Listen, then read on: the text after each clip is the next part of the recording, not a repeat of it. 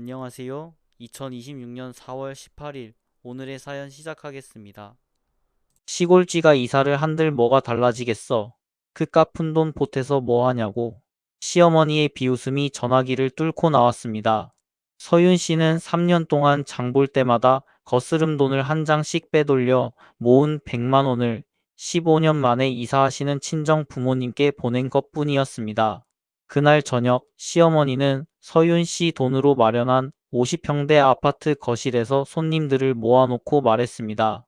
우리 민우가 능력이 좋아서 처갓집까지 다 먹여 살리는 거죠. 남편 사업 미천도 시어머니 아파트도 전부 서윤 씨 친정 부모님이 피땀 흘려 모은 돈으로 마련한 것이었습니다. 하지만 그날 밤 남편 양복 주머니에서 나온 것은 감사의 말이 아니었습니다. 최고급 호텔 결제 영수증과 380만 원짜리 여성용 명품 가방 영수증이었습니다. 떨리는 손으로 남편의 메신저를 열자 낯선 여자와의 대화가 끝없이 이어져 있었습니다. 서윤이 그녀는 아직도 눈치를 못 채. 바보 같은 게. 서윤 씨를 시골쥐라 부르던 시어머니는 이 불륜을 알고 있었을까요? 남편의 카드가 모조리 정지된 백화점 명품관에서 무슨 일이 벌어졌을까요? 그리고 부재중 전화 30통을 남긴 시어머니에게 서윤 씨는 어떤 이사를 선물했을까요? 사연 시작하기 전에 구독을 꾹 눌러주세요. 오늘의 사연 시작합니다. 비가 새는 천장 밑에서 양동이를 받쳐놓고 사시는 부모님 얼굴이 떠올랐습니다. 저는 화장대 서랍 맨 안쪽에 숨겨둔 봉투를 꺼냈습니다. 1만 원짜리 지폐가 빼곡하게 들어찬 그 봉투는 장을 볼 때마다 거스름 돈을 한 장씩 빼돌려 3년에 걸쳐 모은 저의 전 재산이었습니다. 저는 떨리는 손으로 지폐를 세었습니다. 딱 100만 원이었습니다. 15년 만에 이사하시는 부모님께 고작 이 돈밖에 드릴 수 없다는 사실이 목구멍을 짓눌렀습니다. 남편 강민우 명의의 사업체, 시어머니 박영자가 사는 50평대 아파트, 그 모든 것에 실제 돈줄은 저였습니다. 친정 부모님이 평생 허리를 굽혀 모은 돈과 제 명의의 자산이 시댁 살림 전체를 떠받치고 있었습니다. 그런데 정작 저는 남편이 쥐고 있는 생활비 통장에서 한 푼도 자유롭게 쓸 수가 없었습니다. 저는 핸드폰을 꺼내 부모님 계좌로 100만 원을 송금했습니다. 화면에 이체 완료라는 글자가 뜨자 코끝이 시큰해졌습니다. 엄마, 나 지금 이삿짐 센터 가는 길이야. 돈 조금 보냈어. 전화기 너머로 어머니의 조심스러운 목소리가 들려왔습니다. 아이고, 서윤아. 안 그래도 되는데 뭘 자꾸 보내고 그래. 너 그러다 시어머니한테 들켜서 혼나면 어쩌려고. 괜찮아, 엄마. 내 용돈 조금씩 아껴서 모아둔 거야. 아무 걱정 말고 이사 잘해, 알았지? 저는 부모님 마음 아프실까봐 애써 밝은 목소리를 냈습니다. 전화를 끊고 현관문을 나서려는데 핸드폰이 다시 요란하게 울렸습니다. 화면에 시어머니라는 글자가 떠 있었습니다. 여보세요, 어머니. 야, 이서윤. 너 지금 제정신이니? 너 친정에 돈 보냈다며. 박영자의 목소리는 처음부터 날카로운 칼날처럼 날이 서 있었습니다. 저는 현관 앞에서 신발을 신다 말고 얼어붙었습니다. 네, 어머니. 저희 친정 부모님이 15년 만에 이사를 하셔서요. 자식도리에 마음만 조금 보태드렸습니다. 조금? 그 조금이 대체 얼만데? 당장 말 못해. 100만 원 보냈습니다. 제 대답이 끝나기도 전에 박영자가 코웃음을 쳤습니다. 전화기 너머로 비웃는 소리가 선명하게 들려왔습니다. 어머, 얘 좀 봐. 100만 원 가지고 무슨 대단한 이사를 한다고 난리야? 어휴, 내가 창피해서 살 수가 없다. 정말. 시골쥐들이 이사를 해봤자 시골쥐지. 뭐가 달라지겠니? 낡은 빌라에서 옆동 빌라로 옮기는 거 아니야? 저는 입술을 꽉 깨물었습니다. 손에 쥔 핸드폰이 땀으로 축축하게 젖었습니다. 어머니 말씀이 너무 심하세요. 부모님이 평생 고생하시다가 이제야 전세로 옮기시는 거예요. 비가 새는 집에서 더 이상 못 사시겠다고 해서. 그래서 뭐, 전세라고 해봤자 뻔하지. 그런 푼돈 보태주는 것도 민우 엄마라고 말하기 쪽팔려 죽겠어. 박영자는 제 말을 가차없이 잘라버렸습니다. 야, 너 똑똑히 들어라. 그 푼돈 보탠다고 내 친정 수준이 올라가니? 아무리 발버둥 쳐도 그 집구석은 딱 거기까지야. 내가 처음부터 뭘 했어? 근본 없는 집안이랑 엮이면 피곤하다고 안 했어. 저는 입술 안쪽 여린 살을 짓씹었습니다. 입안에 비릿한 피 맛이 번졌습니다. 전화를 끊고 나서 한참을 현관문에 기대어 서 있었습니다. 눈을 감으니 6년 전 결혼 준비를 하던 날이 떠올랐습니다. 아버지가 평생 모은 퇴직금 통장을 제 손에 쥐어주셨습니다. 통장 잔액은 8천만 원이었습니다. 서윤아, 이거 가져가라. 사위놈이 사업 시작한다는데 남자가 미천이 있어야 기 안 죽고 장사를 하지. 이거 보태 써라. 아빠, 이건 아빠 노후 자금이잖아. 평생 고생해서 모은 걸 내가 어떻게 가져가. 허허, 이 녀석아. 노후가 다 뭐냐? 아빠는 아직 팔다리 멀쩡해서 일 더 할 수 있어. 우리 딸내미 시집가서 잘 사는 거 보는 게 아빠한테는 최고의 노후야. 아버지는 억지로 너털웃음을 지으셨지만 돈을 건네는 손끝은 가늘게 파르르 떨리고 있었습니다. 어머니도 당신 명의의 적금을 깨서 2천만 원을 보태셨습니다. 두 분이 쥐어주신 1억 원이 강민우 사업의 첫 종잣돈이었습니다. 그 뒤로도 사업 자금이 모자랄 때마다 부모님은 당신들 먹을 것, 입을 것 아껴가며 생활비를 쪼개 보내주셨습니다. 그 돈이 쌓이고 쌓여 지금의 시어머니 아파트가 되었고 강민우의 번듯한 사업체가 되었습니다. 부모님은 그 대가로 15년째 비가 새는 낡은 빌라에서 사셨습니다. 그런 부모님을 시골쥐라고 부르다니. 저는 눈물을 닦고 이삿짐 센터로 향했습니다. 부모님의 새 전셋집은 작지만 깨끗한 아파트였습니다. 이삿짐을 나르는 아버지의 등이 예전보다 훨씬 굽어 있었습니다. 아빠, 내가 한다니까. 무거운 건 좀 놔둬. 허리 나가. 오냐, 오냐. 바쁜데 뭘 또 여기까지 왔어. 우리 서윤이 오느라 고생했네. 아버지는 입으로는 오지 말라고 하시면서도 제가 온 것이 무척 좋으신지 얼굴에 웃음꽃이 활짝 피었습니다. 이삿짐을 대충 정리하고 늦은 저녁을 먹으려는데 핸드폰이 또 울렸습니다. 어이, 이서윤 씨. 지금 어디야? 어머니가 지금 당장 집으로 오시라는데. 남편 강민우였습니다. 나 친정 이사 도우러 왔어. 짐 정리할 게 많아서 좀 늦을 것 같은데. 친정이 문제야 지금? 어머니가 오늘 귀한 손님 오신다고 과일이랑 다과 좀 준비하라고 하시잖아. 집안일은 안 하고 어디서 딴청이야? 빨리 안 와. 저는 부모님께 죄송하다는 인사를 드리고 급히 시어머니 집으로 향했습니다. 50평대 아파트 현관문을 열자 거실에서 왁자지껄한 웃음소리가 쏟아져 나왔습니다. 박영자가 부녀회장과 동네 친구들을 잔뜩 불러 모아놓고 한창 자랑을 늘어놓고 있었습니다. 어머, 며느리 이제 오니? 예, 서윤아. 손님들 목 빠지시겠다. 얼른 들어가서 과일 좀 예쁘게 깎아오고 향 좋은 커피도 좀 내와라.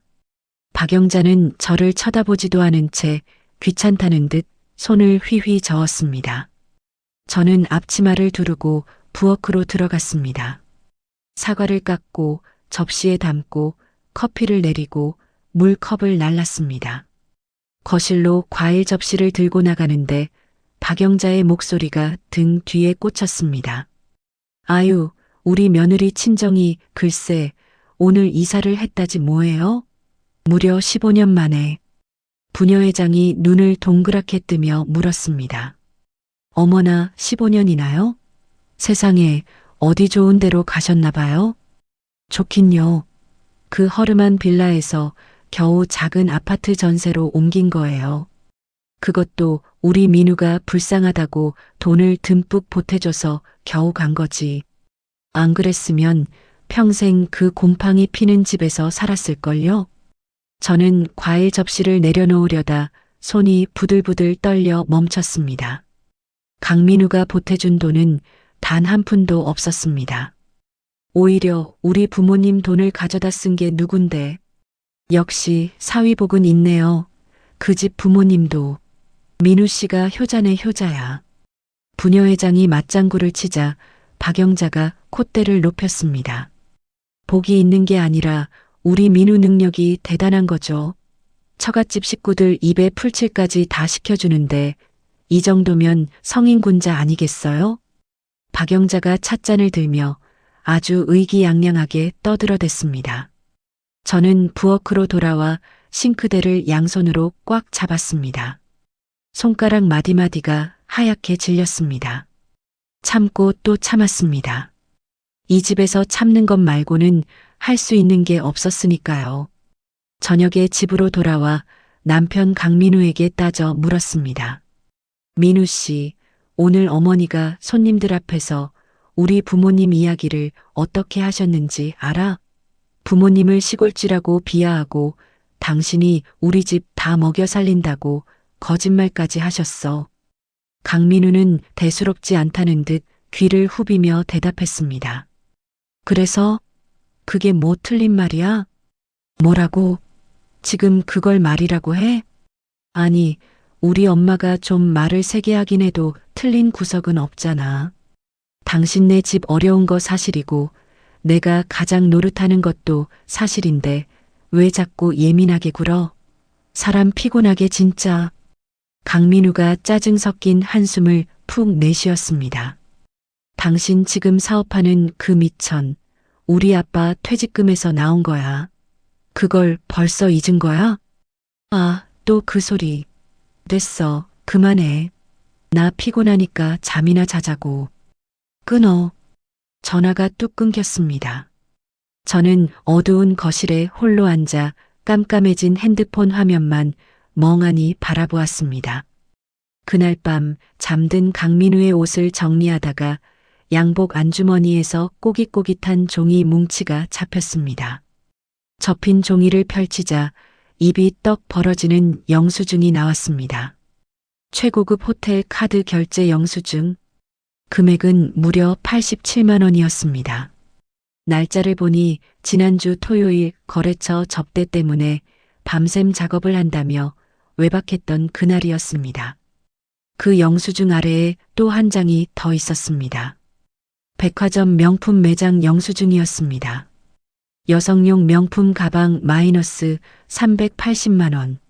심장이 바닥으로 툭 떨어지는 기분이었습니다. 저는 떨리는 손으로 강민우의 핸드폰을 집어들었습니다. 잠금을 풀고 메신저 앱을 열자마자 낯선 여자의 사진이 보였습니다. 대화창을 열자 눈이 뒤집힐 것 같은 내용이 가득했습니다. 온갖 사랑한다는 말과 꽃 이모티콘이 도배되어 있었습니다. 그리고 그 추잡한 대화 속에서 제 이름을 발견했습니다. 자기야, 서윤이 그녀는 아직도 눈치 못 챘어? 진짜 바보 멍청이라니까. 키읔키읔 말도 마. 오늘 장인 장모 이사한다고 100만 원 싸들고 갔대. 거지 집안 근성은 어디 안 가나 봐. 귀여운 수준이지? 손끝이 얼음장처럼 차갑게 식어갔습니다. 저는 그 대화 내용을 한 글자도 빠짐없이 제 핸드폰으로 전부 전송했습니다. 다음 날 아침 저는 평소처럼 강민우의 와이셔츠를 다려주고 아침밥을 차렸습니다. 강민우가 식탁에 앉아 숟가락을 들며 말했습니다.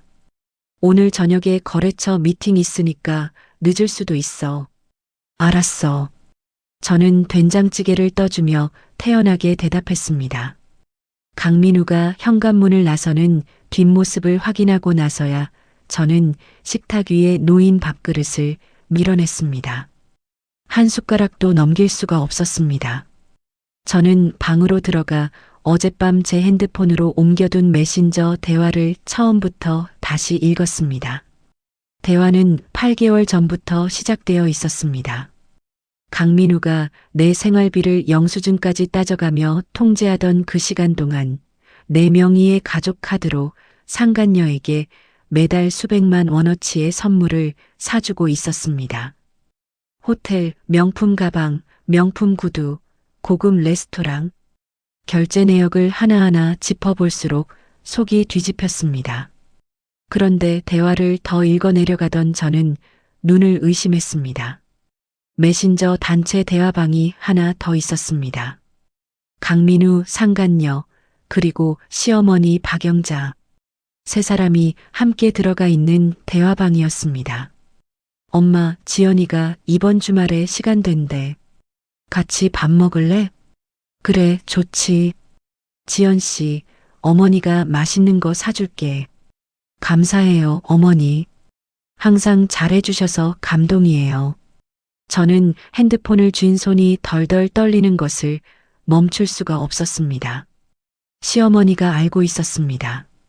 아들의 불륜을 알면서도 상간녀에게 어머니라는 호칭을 허락하고 있었습니다. 대화를 더 올려보았습니다. 지연 씨는 집안도 좋고 능력도 있고 우리 민우한테 딱이야. 서윤이는 친정이 워낙 못 사니까 한계가 있지. 어머니 말씀이 맞아요. 저는 민우 씨를 진심으로 사랑하는 거예요. 그래, 알아. 서윤이 그년만 정리하면 되는 거야. 저는 핸드폰을 내려놓고 두 손으로 얼굴을 감쌌습니다. 손바닥 사이로 뜨거운 것이 흘러내렸습니다. 한참을 그렇게 앉아 있다가 저는 세수를 하고 옷을 갈아입었습니다. 울 시간이 없었습니다. 저는 확인해야 할 것이 있었습니다. 점심 무렵 저는 시어머니 아파트 근처 골목에 차를 세우고 기다렸습니다. 메신저 대화에서 오늘 낮 12시에 박영자와 상간녀가 단둘이 만나기로 한 약속을 확인해 두었습니다. 12시 10분 박영자가 아파트 정문을 나서 큰 길 쪽으로 걸어갔습니다. 저는 모자를 눌러 쓰고 먼 거리를 두고 뒤를 따랐습니다. 박영자가 들어간 곳은 백화점 꼭대기층에 있는 고급 레스토랑이었습니다. 창가 쪽 테이블에 젊은 여자가 먼저 앉아 있었습니다. 머리를 곧게 말아 올리고 명품 가방을 테이블 위에 올려놓은 여자가 박영자를 보자마자 환하게 웃으며 일어섰습니다. 어머니 오셨어요. 그래, 지연아. 오래 기다렸지. 어머니가 늦었네.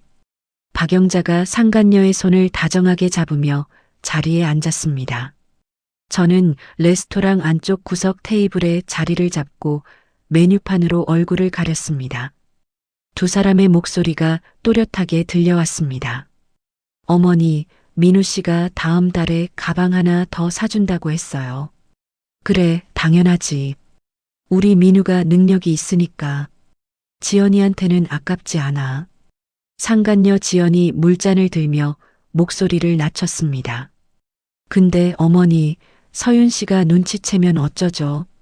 박영자가 콧방귀를 뀌었습니다. 그년이 뭘 알겠어.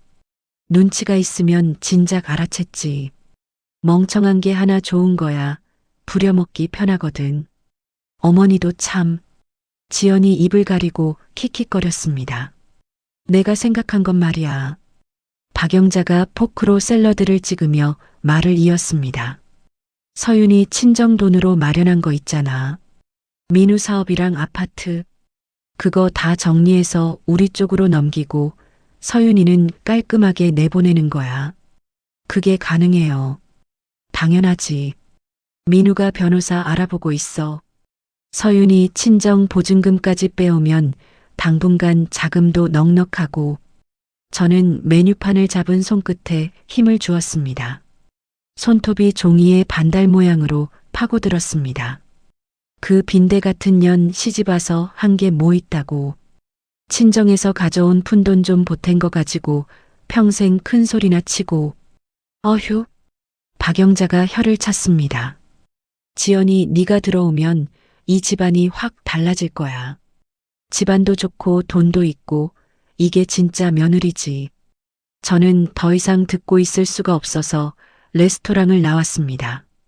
엘리베이터 안에서 벽에 등을 기대고 천장을 올려다보았습니다. 형광등 불빛이 눈을 찔렀습니다.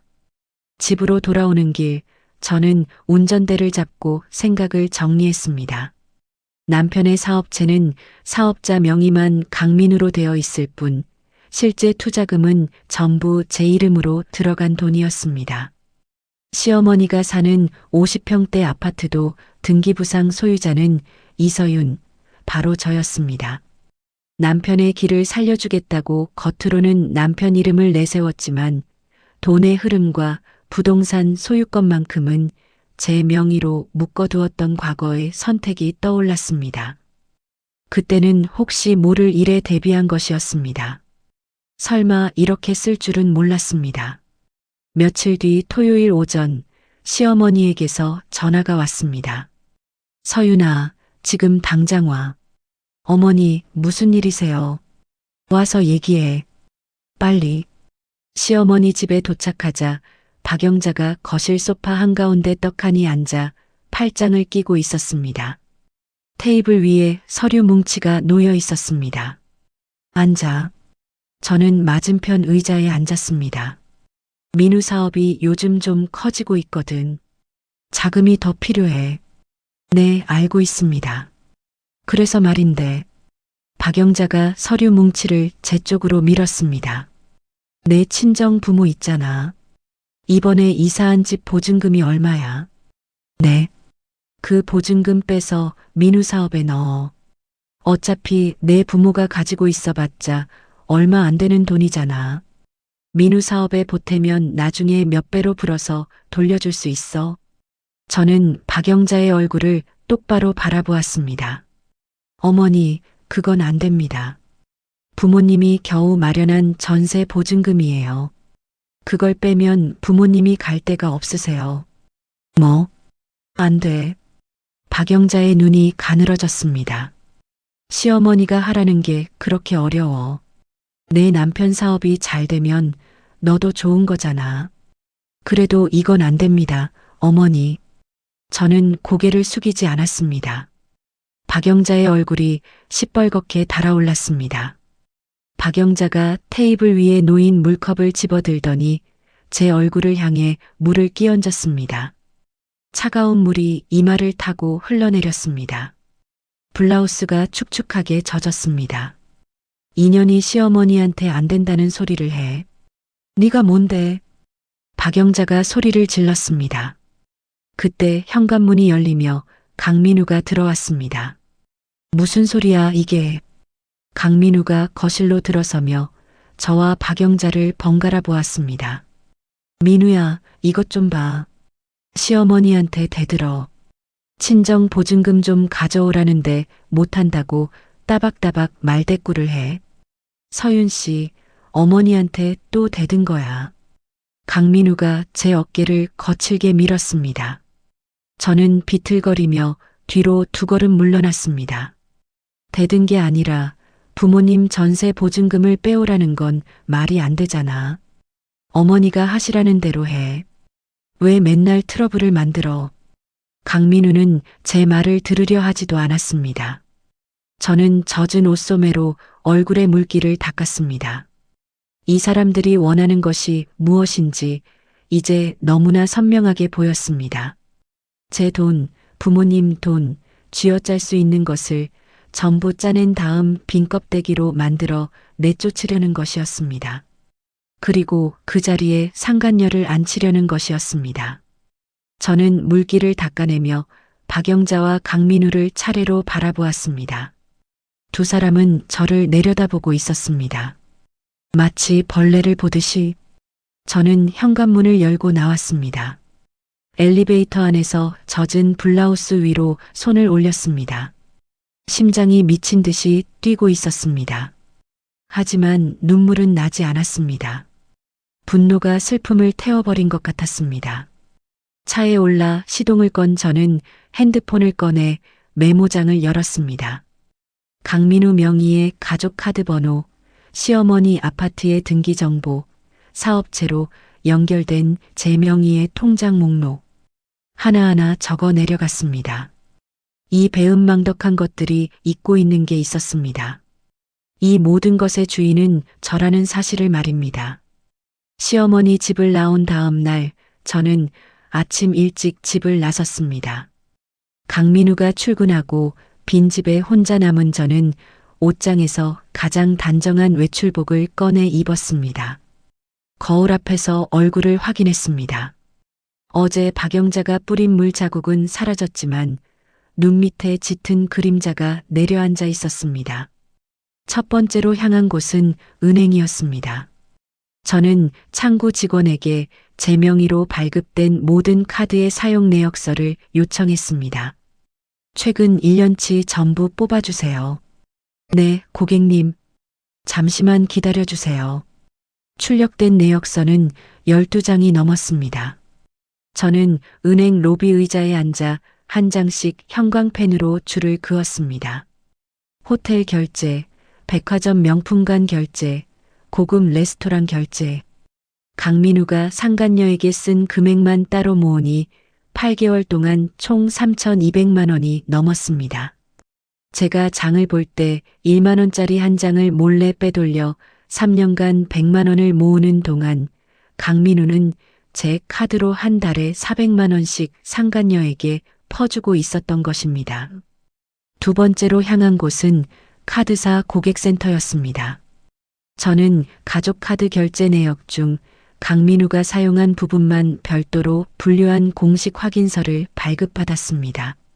직원이 서류에 카드사 직인을 찍어 주었습니다. 혹시 분쟁 관련으로 필요하신 건가요? 네, 소송에 쓸 겁니다. 저는 서류를 봉투에 넣고 카드사를 나왔습니다. 세 번째로 간 곳은 데이터 복구 업체였습니다.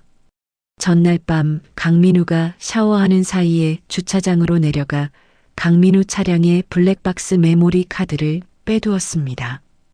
업체 직원에게 카드를 건네며 말했습니다. 삭제된 파일까지 전부 복구해 주세요. 음성 파일 위주로요. 3시간 정도 걸립니다. 연락드릴까요? 기다리겠습니다. 3시간 뒤 직원이 복구된 파일 목록을 보여주었습니다. 저는 이어폰을 꽂고 하나씩 재생했습니다.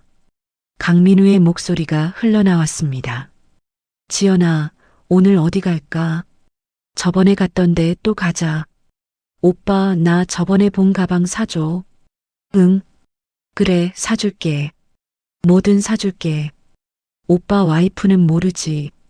그년이 뭘 알겠어. 맨날 시어머니한테 불려다니느라 바쁜데.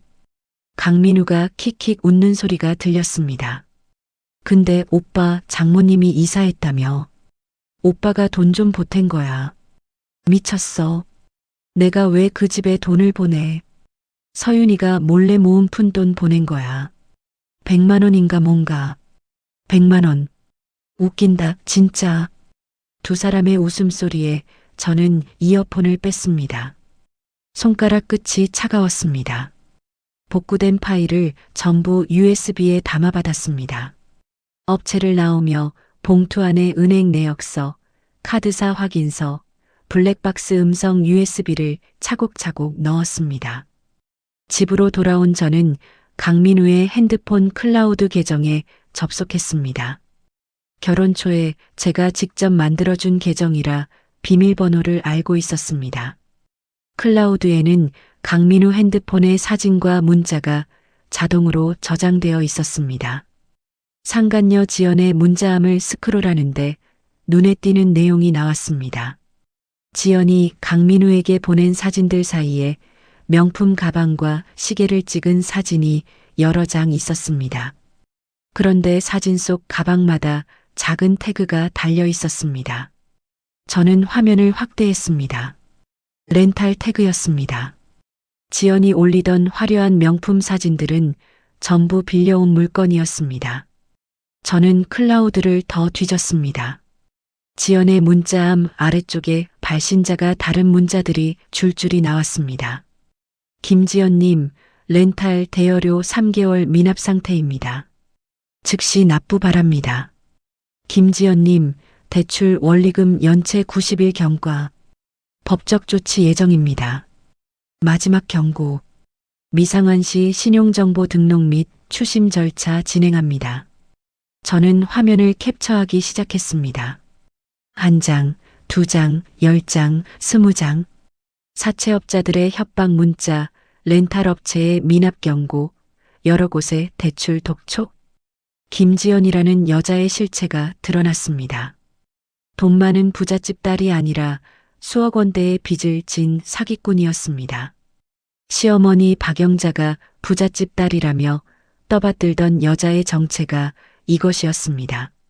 저는 캡처한 사진들을 모두 제 핸드폰에 저장하고 서류 봉투에 출력본까지 넣었습니다. 봉투가 두툼하게 부풀었습니다. 이 봉투 하나면 충분했습니다. 다음 날 아침 저는 시어머니가 사는 아파트의 등기 서류를 떼러 갔습니다. 서류에 찍힌 소유자 이름은 선명했습니다. 이서윤. 저는 그 서류를 들고 아파트 단지 앞 부동산 중개업소로 걸어 들어갔습니다. 이 아파트 금매로 내놓으려고요. 중개사가 등기 서류를 확인하더니 눈을 크게 떴습니다. 50평대면 이 단지에서 제일 큰 평수인데 금매로 내놓으시면 금방 나갑니다. 얼마에 내놓으실 건가요? 시세보다 낮춰주세요. 빨리 빠져야 합니다. 이 가격이면 오늘 안에 연락 올 겁니다. 중개사의 말대로였습니다. 오후 3시 매수자가 나타나 가계약금을 입금했습니다. 저는 입금 확인 문자를 보며 고개를 끄덕였습니다. 부동산을 나온 저는 바로 카드사에 전화를 걸었습니다. 제 명의로 발급된 가족카드 전부 정지해 주세요. 도난 신고로 처리해 주시면 됩니다. 본인 확인 후 처리해 드리겠습니다. 카드 사장 모두 정지하시는 거 맞으시죠? 네, 전부요. 전화를 끊자마자 은행에 다시 전화를 걸었습니다. 제 명의로 되어 있는 마이너스 통장 있죠? 한도 전액 회수 처리해 주세요. 고객님, 이 통장에서 매달 자금이 이체되고 있는데 회수하시면 연결된 계좌로 자금 공급이 중단됩니다. 알고 있습니다. 회수해 주세요. 강민우의 사업체로 흘러가던 자금줄이 끊어지는 순간이었습니다. 복잡한 소송을 하며 시간을 끌 생각은 없었습니다. 이 사람들이 숨을 쉬고 있는 산소호흡기는 처음부터 제 것이었습니다. 그 호흡기의 전원을 껐을 뿐입니다. 저는 은행 주차장에 앉아 마지막으로 한 가지를 더 했습니다. 친정 어머니께 전화를 걸었습니다. 엄마, 나 서윤이야. 서윤아, 무슨 일이야? 목소리가 왜 그래? 엄마, 아빠랑 여행 좀 다녀오세요. 제가 호텔 잡아놨어요. 용돈도 보낼게요. 갑자기 무슨 여행이야? 이사한 지 얼마나 됐다고. 그냥 좀 쉬다 오세요. 새집 정리는 나중에 해도 되잖아요. 네. 어머니는 한참 망설이시다가 알겠다고 하셨습니다. 저는 호텔 숙박권과 용돈을 부모님 계좌로 보내드렸습니다. 부모님은 안전한 곳에 계셔야 했습니다. 내일부터 벌어질 일에 부모님이 휘말리면 안 되었습니다. 저는 핸드폰 전원을 껐습니다. 어두워진 화면 위에 제 얼굴이 비쳤습니다. 입꼬리가 올라가 있었습니다. 다음 날 아침 10시, 저는 사설 포장이사 센터 직원 3명과 열쇠공 1명을 데리고 시어머니 아파트 앞에 섰습니다. 이사업체 트럭이 아파트 정문 앞에 멈춰 서자 경비실에서 경비원이 고개를 내밀었습니다. 몇 동이에요? 103동 2501호요. 저는 담담하게 대답하고 엘리베이터에 올랐습니다. 이사센터 직원들이 빈 박스와 테이프를 양손에 들고 뒤따라왔습니다. 2501호 앞에 도착하자 열쇠공이 도구 가방을 열었습니다. 이 도어락 기종이면 5분이면 됩니다. 부탁드립니다. 열쇠공이 도어락 패널을 분해하기 시작했습니다. 딸깍 하는 소리와 함께 현관문이 열렸습니다. 집안은 조용했습니다. 커튼이 쳐진 거실은 어두웠고 안방 쪽에서 코 고는 소리가 희미하게 들려왔습니다. 시어머니 박영자는 아직 잠들어 있었습니다. 저는 이사센터 직원들에게 고개를 끄덕여 보였습니다. 거실 가전이랑 가구는 제가 산 겁니다. 그건 그대로 두시고 안방 장롱 안에 있는 옷이랑 개인 물건들만 박스에 담아주세요. 직원들이 안방 문을 열고 들어가자마자 쿵쿵거리는 소리가 났습니다. 장롱 문이 열리고 옷걸이가 철커덕거리는 소리가 집 안가득 울렸습니다. 누구야? 안방에서 박영자의 비명이 터져 나왔습니다. 잠옷바람에 머리가 헝클어진 박영자가 침대에서 벌떡 일어나 이사 직원들을 보며 소리를 질렀습니다. 도둑이야. 도둑이 들었어. 경비실. 박영자가 전화기를 찾으려 허둥대는 사이 저는 안방 문 앞에 서서 박영자를 바라보았습니다. 어머니. 박영자가 제 얼굴을 보더니 눈이 휘둥그레졌습니다. 서윤아. 너 이게 무슨 짓이야? 이 사람들은 뭐야? 이사 도와드리러 왔습니다. 어머니. 이사라니. 무슨 이사? 네가 미쳤어. 박영자가 이사 직원의 팔을 붙잡고 늘어졌습니다. 당장 나가. 여기 내 집이야. 내 집에서 뭘 하는 거야? 직원이 난처한 표정으로 저를 돌아보았습니다. 저는 준비해둔 서류 봉투에서 등기 서류를 꺼내 박영자 앞에 펼쳐 보였습니다. 어머니, 여기 보세요. 이 집 소유자 이름이 누구로 되어 있는지. 박영자가 서류를 낚아채듯 빼앗아 들여다보았습니다. 소유자란에 찍힌 이름 이서윤. 박영자의 얼굴에서 핏기가 빠졌습니다. 이건 이 집은 제 명의입니다. 제 돈으로 산 제 집이에요. 어머니는 여기 사시는 분이지 주인이 아니세요. 그래도 네가 어떻게 시어머니를 쫓아내. 이게 사람이 할 짓이야. 박영자의 목소리가 떨리기 시작했습니다. 어머니께서 저한테 하신 말씀 기억나세요? 시골쥐가 이사해봤자 시골쥐라고 하셨죠. 저는 박영자의 눈을 똑바로 들여다보며 말했습니다. 어머니도 한번 이사를 해보셔야 할 것 같아서요. 시골쥐가 어떤 기분인지 직접 느껴보시라고 제가 이사를 시켜드리는 겁니다. 서윤아, 잠깐만 얘기 좀 하자. 박영자가 제 팔을 두 손으로 움켜잡았습니다. 손톱이 제 팔뚝에 파고들었습니다. 저는 박영자의 손을 가만히 떼어내며 이사 직원들을 향해 말했습니다. 계속 진행해 주세요. 직원들이 장롱 속 옷가지를 박스에 쓸어 담기 시작했습니다. 한복, 외출복, 속옷, 양말이 뒤섞여 종이박스 안으로 들어갔습니다. 화장대 위에 화장품과 거울, 서랍 속 잡동사니도 전부 박스 안으로 밀어 넣었습니다. 안 돼. 이것들 내 물건이야. 함부로 만지지 마. 박영자가 직원들 사이를 뛰어다니며 박스를 잡아 뒤집으려 했지만 직원 3명의 손이 워낙 빨랐습니다. 저는 그 사이 현관 도어락의 비밀번호를 3번호로 바꿨습니다.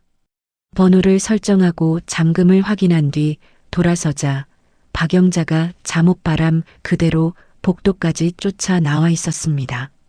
서윤아, 네가 이러면 안 돼. 내가 민우한테 전화할 거야. 민우가 가만 안 둬. 저는 대답하지 않았습니다. 이사 직원들이 박스 5개를 복도에 내려놓았습니다. 박영자의 개인 짐 전부였습니다.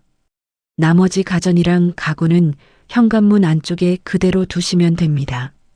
수고하셨습니다. 저는 직원들에게 인사를 하고 엘리베이터를 눌렀습니다. 서윤아, 이것 좀 봐. 내가 내 시어머니야. 시어머니를 이렇게 내쫓으면 천벌받아. 박영자의 고함이 복도 전체에 울렸습니다. 엘리베이터 문이 닫히는 순간까지 박영자의 목소리가 귀를 때렸습니다. 차에 올라타자 핸드폰 화면이 미친 듯이 깜빡이기 시작했습니다. 시어머니 박영자의 전화였습니다. 한 통, 두 통, 다섯 통. 끊어도 다시 걸려왔습니다. 10통, 20통. 화면에 부재중 전화 30이라는 숫자가 찍혔을 때 저는 박영자의 번호를 수신 차단으로 눌렀습니다. 그 시각 강민우는 상간녀 김지연과 함께 백화점 명품관에 있었습니다. 이것은 제가 나중에 알게 된 일입니다. 강민우가 매장 직원에게 유리 진열대 안에 가방을 가리키며 말했습니다. 저거 한정판이죠. 그거 빼주세요. 네, 고객님. 2,800만 원입니다. 김지연이 강민우의 팔짱을 끼며 매장 직원에게 환하게 웃어 보였습니다. 오빠 역시 최고야. 강민우가 지갑에서 카드를 꺼내 직원에게 건넸습니다. 직원이 카드를 기계에 넣더니 고개를 갸웃거렸습니다. 고객님, 죄송한데 이 카드가 승인이 거절됐습니다. 뭐? 다른 카드로 해볼게요.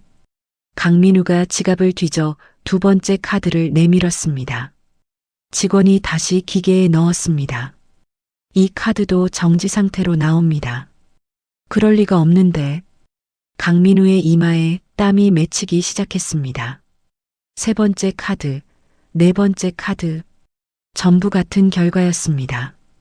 고객님, 카드가 전부 도난 분실 정지 처리되어 있습니다. 매장 직원의 목소리가 매장 안에 퍼졌습니다. 주변에서 쇼핑하던 다른 손님들이 슬금슬금 고개를 돌려 강민우를 쳐다보았습니다. 오빠 뭐야? 카드가 왜 안 돼? 김지연이 팔짱을 풀며 한 발짝 뒤로 물러섰습니다. 잠깐만 기다려. 은행에 전화 좀. 강민우가 핸드폰을 꺼내 카드사에 전화를 걸었지만 안내 음성은 똑같은 대답만 반복했습니다. 명의자 본인의 요청에 의한 정지 처리라고. 뭐가 어떻게 된 거야, 대체? 강민우의 손이 떨리기 시작했습니다. 김지연이 가방을 낚아채듯 어깨에 걸치며 차가운 목소리로 말했습니다. 나 먼저 갈게. 연락해. 김지연이 매장을 나가버렸습니다.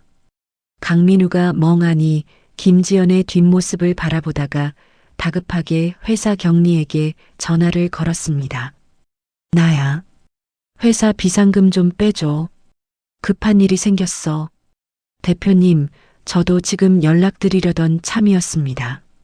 사모님 명의로 연결되어 있던 자금 한도가 전부 회수됐습니다. 회사 계좌에 들어오던 돈이 완전히 막혔어요. 뭐라고? 거래처 결제 대금도 오늘 나가야 하는데 계좌에 잔액이 거의 없습니다. 대표님, 이거 큰일입니다. 강민우의 무릎이 풀렸습니다. 백화점 명품관 한가운데서 강민우가 주저앉았습니다. 주차 요금을 낼 카드조차 없었습니다. 그 시각 저는 미리 예약해둔 호텔방에 앉아 커피를 마시고 있었습니다. 창밖으로 저녁 노을이 번지고 있었습니다. 수신 차단된 핸드폰 화면은 고요했습니다. 그날 저녁 8시쯤이었습니다. 호텔 1층 라운지에서 커피를 한 잔 더 시키고 앉아 있는데 로비 쪽에서 소란이 들렸습니다. 서윤 씨 여기 묵고 있다고 했잖아. 비켜. 강민우의 목소리였습니다. 프런트 직원이 강민우를 막아서며 말했습니다. 고객님, 투숙객동에 없이는 안내가 어렵습니다. 내 와이프라니까. 비켜. 저는 커피잔을 내려놓고 자리에서 일어섰습니다. 로비 쪽으로 걸어가자 강민우가 저를 발견했습니다. 강민우 뒤에는 잠옷 위에 패딩 점퍼를 걸친 박영자가 종이박스 하나를 끌고 서 있었습니다. 박영자의 머리는 아침에 쫓겨날 때 그대로 헝클어져 있었고 슬리퍼를 신은 발이 벌벌 떨리고 있었습니다. 강민우가 저를 향해 성큼성큼 다가왔습니다. 너 지금 뭐 하는 거야? 미쳤어. 진짜 미쳤어. 강민우가 제 멱살을 잡으려고 손을 뻗었습니다. 그 순간 호텔 보안 요원 2명이 사이에 끼어들며 강민우의 양팔을 잡아 뒤로 밀었습니다. 고객님, 진정하세요. 호텔 내에서 폭력 행위는 경찰에 신고됩니다. 손 놔. 내 와이프란 말이야. 강민우가 몸부림을 쳤지만 보안 요원들의 소나기에서 벗어나지 못했습니다. 로비에 있던 투숙객 5-6명이 발걸음을 멈추고 이쪽을 쳐다보고 있었습니다. 저는 보안 요원들 뒤에 서서 준비해온 서류 봉투를 열었습니다. 가장 먼저 아파트 매매 가계약서 사본을 꺼내 강민우의 발치에 떨어뜨렸습니다. 이게 뭔지 알아? 어머니가 사시던 아파트 매매 가계약서야. 내 명의니까 내가 팔았어. 강민우가 바닥에 떨어진 서류를 주워들었습니다. 가계약서를 읽는 강민우의 눈동자가 좌우로 빠르게 흔들렸습니다. 저는 2번째 서류를 꺼냈습니다. 은행의 자금 회수 통지서였습니다. 그리고 이건 자금 회수 통지서. 4명의 마이너스 통장 한도 전액 회수했어. 당신 회사로 들어가던 돈 전부. 서류가 강민우의 가슴팍에 부딪히고 바닥으로 떨어졌습니다. 강민우의 얼굴이 하얗게 질려갔습니다. 내 돈으로 산 집이야. 내 돈으로 굴린 사업이고, 당장 집에서 나가고 그동안 내 카드로 긁은 것들 전부 토해내. 강민우가 입술을 달싹거렸지만 말이 나오지 않았습니다. 보안 요원에게 팔이 잡힌 채로 벌어진 입만 몇 번 열었다 닫았습니다. 서윤아. 박영자가 종이박스를 버려두고 저에게 다가왔습니다. 서윤아, 네가 아무리 화가 났어도 이건 아니지. 어머니한테 이럴 수 있어. 어머니가 길바닥에 나앉았잖아. 저는 박영자를 바라보며 핸드폰을 꺼냈습니다. 화면을 몇 번 누르자 블랙박스에서 복구한 음성 파일이 재생되기 시작했습니다. 강민우의 목소리가 라운지에 울려 퍼졌습니다. 그년이 뭘 알겠어.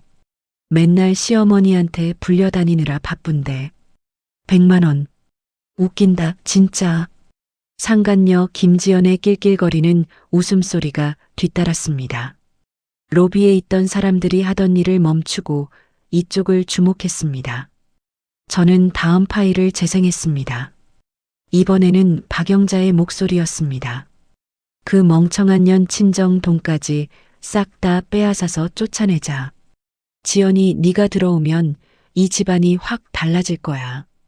박영자의 얼굴에서 핏기가 사라졌습니다. 자기 목소리를 듣는 순간 입을 벌린 채 그대로 굳었습니다. 어머니, 이 목소리 누구 건지 아시죠? 며느리를 쫓아내고 상간녀를 새 며느리로 들이려고 작당모에 하시던 거 제가 전부 듣고 있었습니다. 그건 그냥. 박영자가 손을 내저으며 뒷걸음질 쳤습니다. 저는 서류 봉투에서 마지막 서류 묶음을 꺼냈습니다. 이혼 소장이었습니다. 그 아래에 남편의 가족카드 부정 사용액에 대한 손해배상 청구서를 겹쳐 테이블 위에 탁 내려놓았습니다. 이혼 소장이야. 그리고 이건 내 카드로 상간녀한테 긁어댄 3,200만 원에 대한 손해배상 청구서. 한 푼도 안 깎아줄 거니까 각오해. 강민우가 보안 요원의 손을 뿌리치며 테이블 위에 서류를 집어들었습니다. 이혼 소장을 읽어내려가는 강민우의 손이 종이장처럼 떨렸습니다. 서윤 씨, 잠깐. 이건 좀 얘기를 하고. 할 얘기 없어. 변호사끼리 하면 돼. 저는 돌아서서 엘리베이터 쪽으로 걸어갔습니다. 서윤아, 제발. 등 뒤에서 털썩 하는 소리가 났습니다. 돌아보니 박영자가 로비 대리석 바닥에 무릎을 꿇고 앉아 있었습니다. 박영자가 제 바지를 2손으로 잡고 매달렸습니다. 서윤아, 어머니가 잘못했어. 한 번만 용서해줘. 어머니가 갈 데가 없어. 응, 서윤아. 박영자의 코에서 콧물이 흘러내렸습니다. 아침까지 부녀회장과 어울려 사모님 행세를 하던 사람의 얼굴이 아니었습니다. 로비에 있던 투숙객들이 박영자를 보며 수군거렸습니다. 저는 박영자의 손을 하나씩 떼어냈습니다. 차갑게 천천히. 어머니, 시골쥐가 어떤 건지 이제 똑똑히 아시겠죠? 직접 겪어보세요. 저는 박영자의 손을 놓고 엘리베이터에 올라탔습니다. 문이 닫히기 직전 로비 바닥에 주저앉은 박영자와 서류를 쥔 채 멍하니 서 있는 강민우의 모습이 한 프레임처럼 눈에 찍혔습니다. 엘리베이터가 올라가는 동안 저는 가방에서 부동산 카탈로그를 꺼냈습니다. 아파트 매각 대금이 들어오면 가장 먼저 할 일이 있었습니다. 15년 동안 비세는 빌라에서 사시던 부모님께 따뜻하고 편안한 집을 마련해 드리는 것. 저는 카탈로그 속 단독주택 사진 위에 동그라미를 쳤습니다.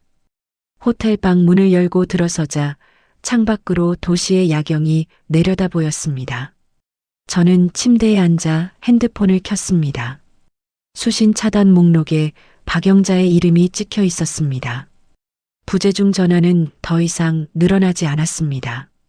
일주일이 지났습니다. 저는 호텔을 나와 친정 부모님의 새 전셋집 근처에 작은 원룸을 하나 얻어 지내고 있었습니다. 이혼 소송 서류를 변호사에게 맡기고 돌아오는 길 핸드폰에 알림이 쏟아졌습니다. 아파트 단지 입주민 단톡방에 글이 하나 올라와 있었습니다. 작성자는 강민우였습니다. 주민 여러분께 알립니다. 제 아내 이서윤은 의부증이 심해 아무 근거 없이 남편을 의심하고 60이 넘은 시어머니를 한겨울에 길거리로 내쫓은 사람입니다. 늙은 어머니가 갈 곳이 없어 박스를 깔고 잠을 잤습니다. 이런 사람이 같은 단지에 살고 있다는 사실을 여러분도 아셔야 할 것 같습니다. 글 아래에 박영자가 복도에 박스를 쌓아놓고 앉아있는 사진이 첨부되어 있었습니다. 사진 속 박영자는 눈물을 글썽이며 카메라를 올려다보고 있었습니다. 저는 화면을 아래로 내렸습니다. 댓글이 수십 개 달려 있었습니다. 세상에 시어머니를 쫓아내다니. 무슨 며느리가 저래요. 남편이 불쌍하네. 이가 저절로 맞물렸습니다. 저는 핸드폰을 주머니에 넣고 현관문을 나섰습니다. 단톡방 글은 시작에 불과했습니다. 다음 날 아파트 단지 내 대형 맘카페에도 같은 내용의 글이 올라왔습니다. 제목은 의부증 며느리가 시어머니를 길거리에 나앉게 한 실화였습니다. 글은 빠르게 퍼져나갔고 조회수가 하루 만에 3,000을 넘겼습니다. 시어머니 박영자도 가만히 있지 않았습니다. 평소 친하게 지내던 부녀회장에게 전화를 걸어 울먹이며 말했습니다. 회장님, 저 영자예요. 며느리가 재산을 독차지하려고 우리 민우 사업까지 일부러 망하게 하고 있어요. 나를 쫓아낸 것도 모자라서 아들까지 거리에 나앉히려고 해요. 부녀회장이 동네 사람들에게 이 이야기를 퍼뜨리는 데는 하루도 걸리지 않았습니다. 저는 마트에 장을 보러 갈 때마다 사람들의 시선을 느꼈습니다. 계산대에 줄을 서면 앞사람이 슬금슬금 고개를 돌려 저를 쳐다보았습니다. 아파트 단지 산책로를 걸으면 벤치에 앉아있던 아주머니들이 수군대며 제 뒤를 눈으로 따라왔습니다. 어느 날 오후 직장에서 점심을 먹고 건물 밖으로 나서는데 정문 앞에 사람이 서 있었습니다. 박영자였습니다. 머리를 풀어 헤치고 검정 옷을 입은 박영자가 양손에 종이 피켓을 들고 서 있었습니다. 가정 파탄 낸 폐륜 며느리 이서윤. 박영자가 피켓을 높이 들며 목청을 높였습니다. 우리 아들이 불쌍해요. 며느리가 재산 다 빼돌리고 시어머니를 길바닥에 내쫓았어요. 하늘이 무섭지도 않은 년이에요. 점심시간이라 건물 앞에 사람이 많았습니다. 직장 동료 서너 명이 정문 앞에 서서 박영자를 구경하다가 저와 눈이 마주쳤습니다. 서윤 씨, 저분 시어머니 아니야. 동료가 눈을 크게 뜨며 속삭였습니다. 저는 대답하지 못하고 고개를 숙인 채 건물 안으로 돌아왔습니다. 그 뒤로 직장 안에서도 수군거림이 시작되었습니다. 복도에서 마주치는 사람들이 제 얼굴을 힐끔 보고 고개를 돌렸습니다. 점심시간에 구내식당에서 혼자 밥을 먹고 있으면 옆 테이블에서 낮은 목소리가 들려왔습니다. 저 사람 시어머니를 쫓아냈대. 남편 사업도 일부러 망하게 했다던데. 며칠 뒤 상사가 저를 따로 불렀습니다. 이서윤 씨, 요즘 개인적인 일로 좀 힘든 모양인데 당분간 휴직하는 게 어떨까? 회사 분위기도 그렇고. 상사의 말은 정중했지만 눈빛은 차가웠습니다. 저는 고개를 숙이고 사무실을 나왔습니다. 화장실 거울 앞에서 양손으로 세면대를 잡고 한참을 서 있었습니다.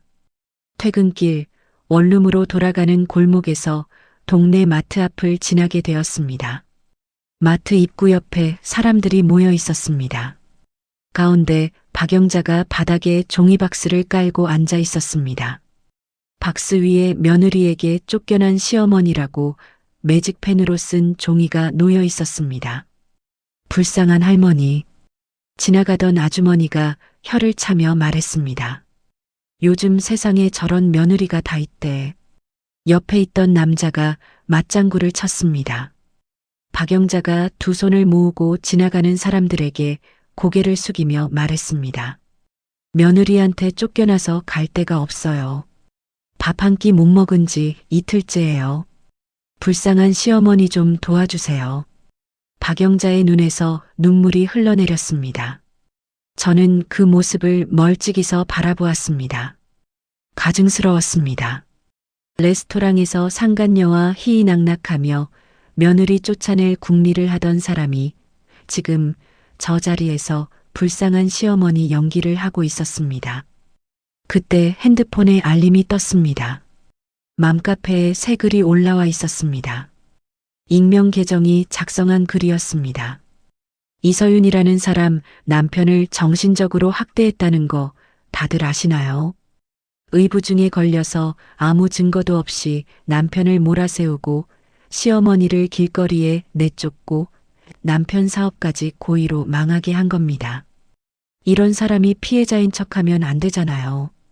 글투가 익숙했습니다. 상간녀 김지연이었습니다. 저는 핸드폰 화면을 꺼냈습니다. 원룸방에 돌아와 불을 켜지 않은 채 침대에 앉았습니다. 어둠 속에서 천장을 올려다보았습니다. 숨어서 울까? 참고 기다릴까? 아무것도 안 보이는 천장을 한참 들여다보다가 저는 벌떡 일어나 불을 켰습니다. 저는 핸드폰을 집어들고 아파트 단지 게시판을 열었습니다. 이번 주 토요일 부녀회장이 주최하는 대형 바자회가 아파트 단지 내 광장에서 열리는 안내문이 올라와 있었습니다. 주민 전체가 참여하는 연례 행사라 수백 명이 모이는 자리였습니다. 저는 토요일 날짜에 동그라미를 쳤습니다. 서류 봉투를 열어 안에 든 것들을 하나씩 확인했습니다. 은행 내역서, 카드사 확인서, 블랙박스 음성 USB, 상간녀의 빚 독촉 문자 캡처본.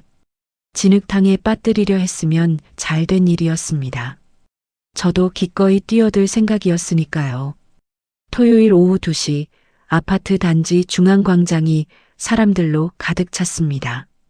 부녀회장이 마이크를 잡고 바자회 개회 인사를 하고 있었습니다. 텐트 아래 좌판마다 중고 물건과 먹거리가 늘어서 있었고 아이들이 뛰어다니고 어른들이 삼삼오오 모여 웃고 떠들었습니다. 광장 한쪽 구석에 박영자가 와 있었습니다. 검정 옷에 피켓을 들고 서서 지나가는 사람들에게 고개를 숙이고 있었습니다. 강민우는 보이지 않았습니다. 저는 광장 입구에 서서 가방 안의 서류 봉투와 USB를 손으로 만져보았습니다. 심장이 빠르게 뛰었지만 손은 떨리지 않았습니다. 부녀회장의 개회사가 끝나고 바자회가 시작되었습니다. 사람들이 좌판 사이를 오가며 물건을 구경하기 시작했습니다. 저는 사람들 틈을 빠져나가 무대 쪽으로 걸어갔습니다. 무대 위에는 마이크와 앰프가 세팅되어 있었고 바자회 진행을 맡은 사회자가 잠깐 자리를 비운 상태였습니다. 저는 무대 계단을 올라 마이크 앞에 섰습니다. 주민 여러분, 잠깐만 시간을 내주시겠습니까? 앰프를 통해 제 목소리가 광장 전체에 울렸습니다. 좌판을 구경하던 사람들이 고개를 돌렸습니다. 부녀회장이 눈살을 찌푸리며 무대 쪽으로 걸어왔습니다. 저기요, 지금 뭐 하시는 거예요? 바자회 중인데. 2분만 주십시오. 최근 이 단지 단톡방과 맘카페에 저에 대한 글이 많이 올라왔습니다. 저 이서윤이 의부증에 걸린 독한 며느리라는 글이요. 사람들이 웅성거리기 시작했습니다. 광장 구석에 있던 박영자가 제 목소리를 듣고 고개를 빳빳이 세웠습니다. 그 글을 쓴 사람은 제 남편 강민우입니다. 저는 오늘 그 글이 전부 거짓이라는 증거를 가지고 왔습니다. 저는 가방에서 USB와 연결 케이블을 꺼내 무대 위 앰프에 연결했습니다. 손가락으로 재생 버튼을 눌렀습니다. 강민우의 목소리가 광장에 쩌렁쩌렁 울려 퍼졌습니다. 지연아, 오늘 어디 갈까? 저번에 갔던데 또 가자. 오빠, 나 저번에 본 가방 사줘. 응. 그래, 사줄게. 뭐든 사줄게. 사람들의 수다가 뚝 멈추었습니다. 수백 개의 눈이 무대 위 스피커를 향했습니다. 오빠 와이프는 모르지. 그년이 뭘 알겠어. 맨날 시어머니한테 불려다니느라 바쁜데. 저는 마이크를 잡고 말했습니다. 이 목소리의 주인이 누군지 아시는 분 계시죠? 제 남편 강민우입니다. 상간녀와 나눈 대화가 차량 블랙박스에 그대로 녹음되어 있었습니다. 광장이 술렁였습니다. 부녀회장이 입을 벌린 채 무대 아래에 서 있었습니다. 저는 다음 파일을 재생했습니다. 이번에는 박영자의 목소리였습니다. 그 멍청한 년 친정 돈까지 싹 다 빼앗아서 쫓아내자. 지연이 네가 들어오면 이 집안이 확 달라질 거야. 박영자의 얼굴이 백지장처럼 변했습니다. 피켓을 든 손이 축 늘어졌습니다. 서윤이는 뭐 친정이 워낙 못 사니까 한계가 있지. 서윤이 그년만 정리하면 되는 거야. 광장 여기저기에서 탄식이 터져 나왔습니다. 세상에, 시어머니가 저런 짓을. 아까 그 피켓 들고 있던 할머니잖아. 사람들의 고개가 일제히 박영자 쪽으로 돌아갔습니다. 박영자가 피켓을 바닥에 떨어뜨리고 뒷걸음질 치기 시작했습니다. 잠깐. 저건 오해야. 그냥 농담으로 한 말이야. 박영자가 두 손을 내저으며 말했지만 아무도 귀를 기울이지 않았습니다. 저는 무대에서 내려와 박영자 앞으로 걸어갔습니다. 어머니, 거기 서세요. 박영자가 몸을 돌려 도망치려 했지만 주변에 몰려든 사람들의 벽에 가로막혔습니다. 저는 핸드폰을 높이 들어 올렸습니다. 화면에 상간녀 김지연의 렌탈 미납 독촉장이 떠 있었습니다. 주민 여러분, 한 가지 더 보여드리겠습니다. 제 시어머니가 새 며느리로 점 찍은 여자의 정체입니다. 저는 핸드폰 화면을 천천히 돌려 주변 사람들에게 보여주었습니다. 이 여자 이름은 김지연입니다. 시어머니는 이 여자가 돈 많은 부잣집 딸인 줄 알고 제 남편과 만남을 부추겼습니다. 화면을 넘겼습니다. 사채업자의 협박 문자가 나왔습니다. 김지연님, 대출 원리금 연체 90일 경과. 법적 조치 예정. 다음 화면. 마지막 경고. 미상환 씨 신용정보 등록 및 추심 절차 진행. 다음 화면. 렌탈 대여료 3개월 미납. 반납 불이행 시 횡령으로 고소. 이 여자의 명품은 전부 빌린 겁니다. It hurt good, more than I can say. But maybe love isn't holding on. Maybe it's knowing when to walk away.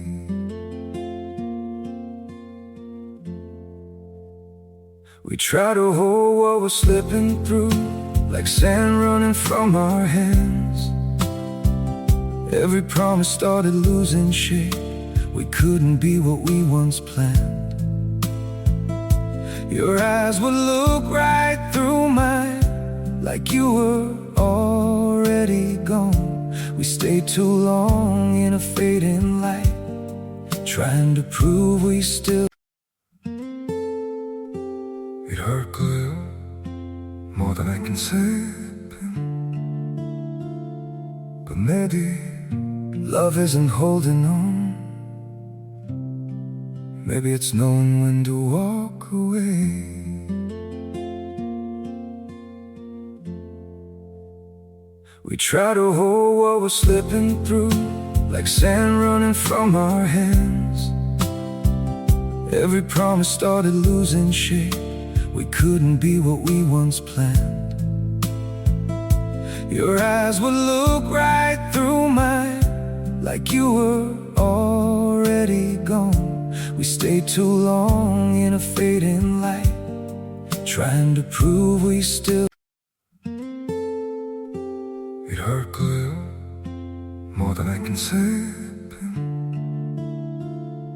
But maybe love isn't holding on. Maybe it's knowing when to walk away.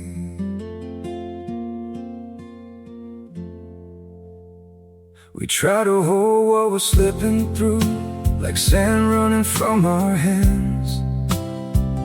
Every promise started losing shape. We couldn't be what we once planned. Your eyes would look right through mine, like you were already gone. We stayed too long in a fading light, trying to prove we still.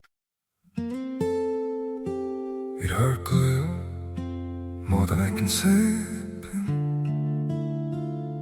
But maybe love isn't holding on. Maybe it's knowing when to walk away.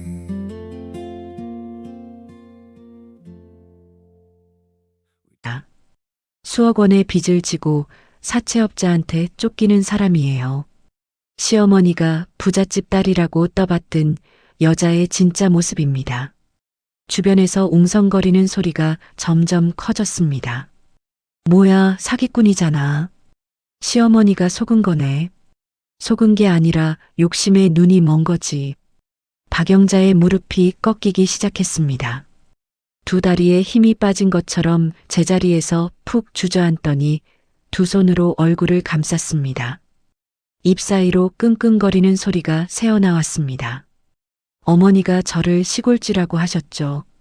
제 부모님이 15년간 비세는 집에서 사시는 동안 어머니는 제 돈으로 산 50평대 아파트에서 사모님 행세를 하셨습니다. 저는 박영자를 내려다보며 말했습니다. 그러면서 제 돈으로 상간녀에게 밥을 사주시고 며느리를 쫓아내고 그 자리에 빚쟁이 사기꾼을 앉히려고 하셨습니다. 누가 진짜 멍청한 건지 이제 아시겠습니까? 박영자가 얼굴을 감싼 손가락 사이로 눈물이 줄줄 흘러내렸습니다. 주변에 모여있던 사람들이 박영자를 가리키며 혀를 찼습니다. 쯧쯧, 꼴 좋다. 아까까지 불쌍한 척하더니 피켓 들고 거짓말하고 다닌 거잖아. 저는 핸드폰을 열어 아파트 단톡방에 접속했습니다. 준비해둔 증거 자료를 하나씩 올리기 시작했습니다. 블랙박스 녹음 파일, 카드 결제 내역서, 상간녀의 빚 독촉 문자 캡처본, 시어머니와 상간녀의 작당모의 녹음 파일. 마지막으로 강민우와 김지연에 대한 명예훼손 고소장 사본을 올렸습니다. 단톡방에 알림이 폭주하기 시작했습니다. 이거 실화야. 남편이 완전 쓰레기네. 시어머니가 더 나쁘다. 어떻게 며느리한테 저런 짓을. 아까 맘카페에 올라온 글 다 거짓말이었어. 저는 핸드폰을 주머니에 넣고 광장을 빠져나왔습니다. 등 뒤에서 박영자의 울음소리가 작아졌습니다. 그날 저녁 변호사에게서 전화가 왔습니다. 이서윤 씨 상대 측 변호사가 사임했다는 연락이 왔습니다. 사임이요? 네. 증거가 워낙 확실하니까 승산이 없다고 판단한 모양입니다. 남편 쪽에서 낸 반소도 사실상 무효가 됐습니다. 저는 전화를 끊고 원룸 창문을 열었습니다. 밤 공기가 차갑게 볼을 스쳤습니다.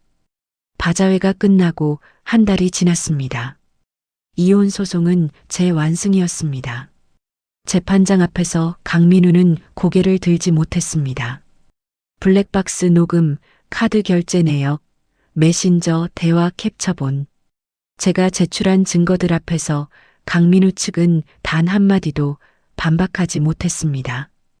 판결이 나오던 날 강민우가 법원 복도에서 저를 불러 세웠습니다. 서윤 씨, 위자료를 좀 깎아줄 수 없어? 그 돈을 어떻게 갚아? 강민우의 양복은 구겨져 있었고 면도를 하지 않은 턱에 수염이 지저분하게 나 있었습니다. 한 달 전 백화점 명품관에서 상간녀에게 가방을 사주려던 사람과 같은 사람이라고는 믿기 어려웠습니다. 변호사한테 얘기해. 저는 돌아보지 않고 법원 계단을 내려갔습니다.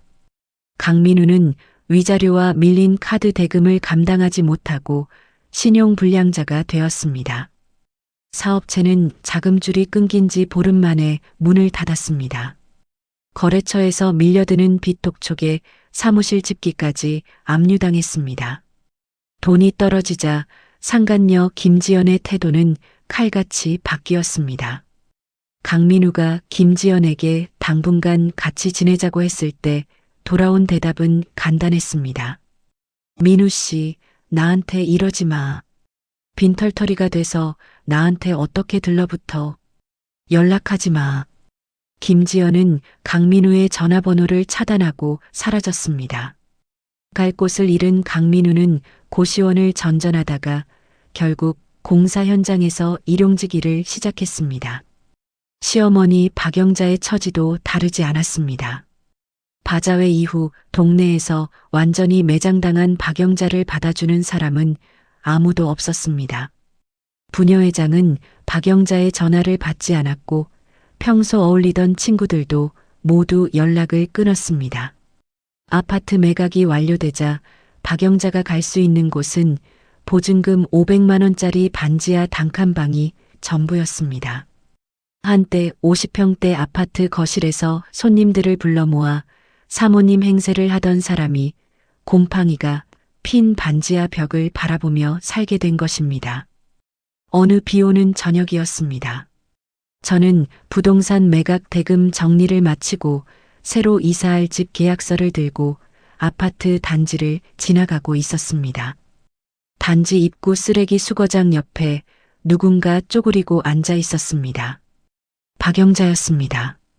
비에 젖은 패딩 점퍼를 입고 쓰레기통 뚜껑을 열어 안을 뒤지고 있었습니다. 비닐봉지에서 무언가를 꺼내 들여다보다가 다시 넣고 또 다른 봉지를 열었습니다. 박영자가 고개를 들었습니다. 저와 눈이 마주쳤습니다. 박영자의 입술이 파르르 떨렸습니다. 무언가 말을 하려는 듯 입을 열었지만 소리가 나오지 않았습니다. 박영자는 비에 젖은 얼굴을 돌리고 쓰레기 수거장 뒤편으로 종종 걸음을 쳤습니다. 구부정한 등이 빗줄기 사이로 작아지다가 사라졌습니다. 저는 그 자리에 잠시 서 있었습니다. 가슴이 시원하지는 않았습니다. 하지만 동정도 들지 않았습니다. 저는 발길을 돌려 걸었습니다.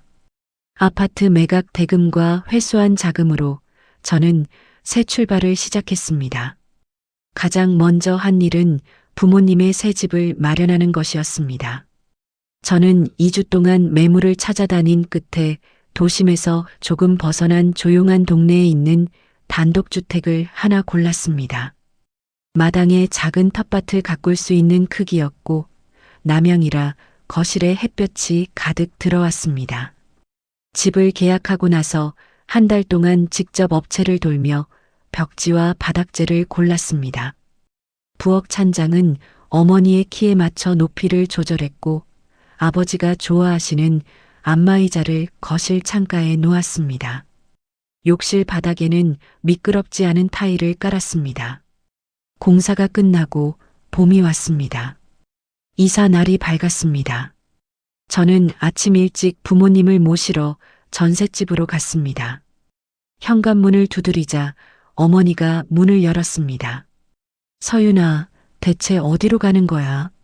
아침부터 오라고 해놓고는 말을 안 해주니까 엄마가 밤새 잠을 못 잤잖아. 가시면 알아요, 엄마. 저는 어머니의 손을 잡고 차에 태웠습니다. 아버지는 조수석에 앉아 창밖을 내다보며 말했습니다. 서윤아, 혹시 무슨 큰일 있는 거 아니지? 아빠, 좋은 일이에요. 걱정 마세요. 차가 새 집 앞 골목에 들어섰습니다. 하얀 담장 너머로 마당의 목련이 막 꽃을 피우고 있었습니다. 여기가 어디야? 어머니가 차 창문에 얼굴을 붙이며 물었습니다. 저는 차에서 내려 부모님의 문을 열어드렸습니다. 대문 앞으로 모셔드리며 열쇠를 꺼냈습니다. 엄마, 아빠, 여기가 우리 집이에요. 대문을 열자 깨끗하게 정리된 마당이 보였습니다.